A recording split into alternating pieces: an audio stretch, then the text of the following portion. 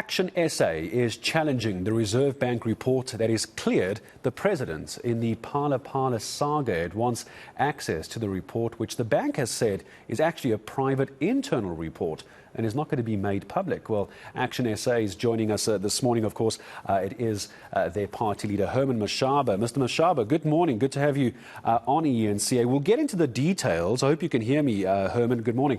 We'll get into the details of the report. Good. Wonderful. Good to hear.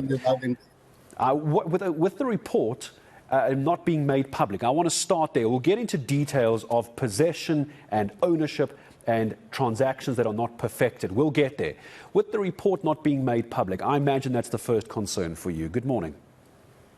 Good morning, Gareth, and good morning to listeners. And really quite dismayed by the action of the Reserve Bank government, the Reserve Bank.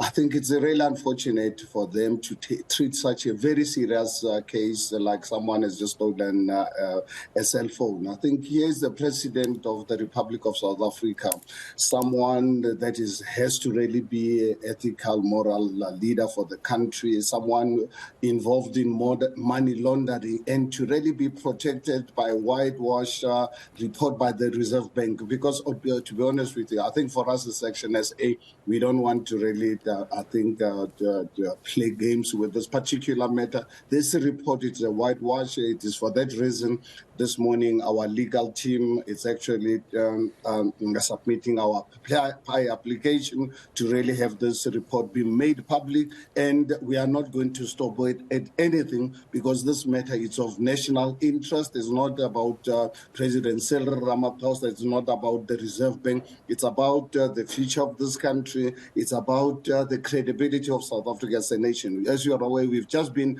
graded as a potential country for money laundering. So if we have a head of the state being the number one culprit in this particular matter, you can imagine what my kids and my grandchildren are going to inherit. A failed state when we prepare to sit back.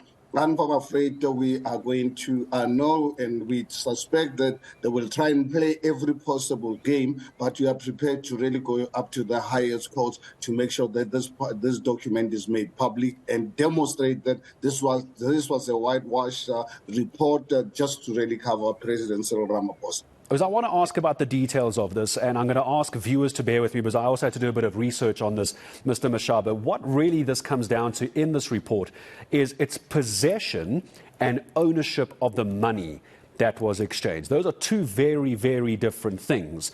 The ownership of the money is not actually falling on the president, from my understanding, because, as this report says, the transaction was not perfected. What that means is money was given, but cattle wasn't handed over. It's an incomplete sale, but still, in the end, to my mind, the president had the money, whether he possesses it or whether he's the owner of the money. I think that's just semantics, isn't it?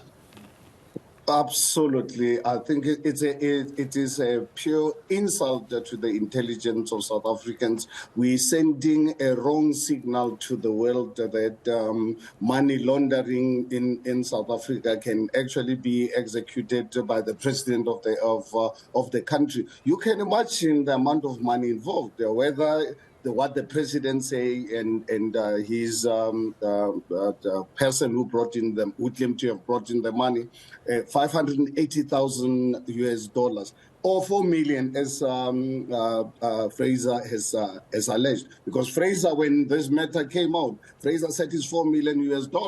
And the president subsequently then confirmed that it was not 580. And we had on your station with Anika Alerson interviewing the person who claimed to have brought in that money being 580,000 rands declared at the airport when he came in. So please, we need records from Home Affairs included. Because this man, he was on your national television claiming that he declared this money at when he came in. So I think we will also need to really get Home Affairs to really let us know about this. But for the Reserve Bank to absorb themselves around the people bringing foreign currency without being declared, This is how many years later.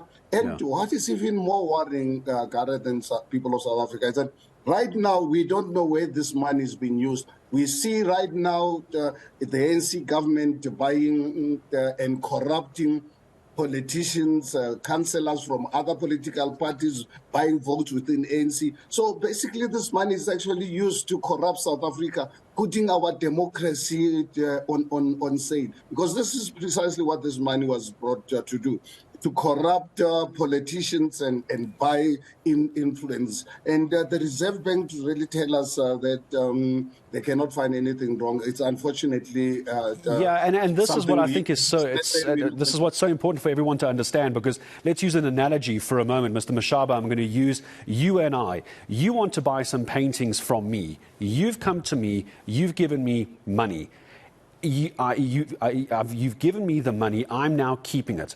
The transaction is not perfected, to my understanding, until I've given you the paintings. But while I haven't given you the paintings, you can go and use my money for whatever you want. But just because it's not perfected, it's not an issue, and that can't be right.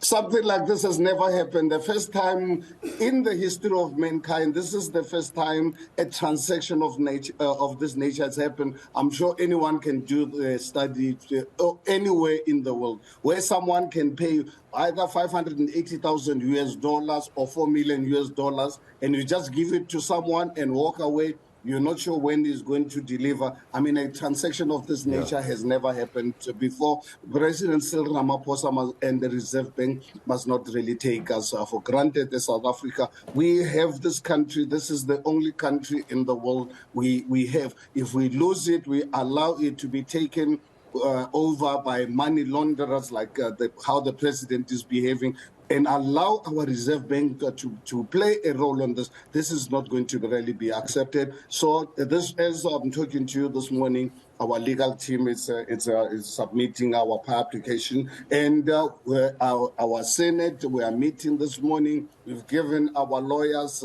we are going to fight this matter, even it means going to the highest court in the land, to ensure that this report is made public, because this matter is of public interest. It is not. It does not really lie in the president's office. No, of course it doesn't. I think many people would agree that when it comes to the president of the country, the president of the state, there is no such thing as private transaction when it comes to this sort of money being used. Herman Mashaba, thank you very much. Legal team, it seems, is on their way to go and put this application forward for the PAIA information. I just want to remind you what PAIA is. It's an acronym. It's the Promotion of Access to Information Act. That's what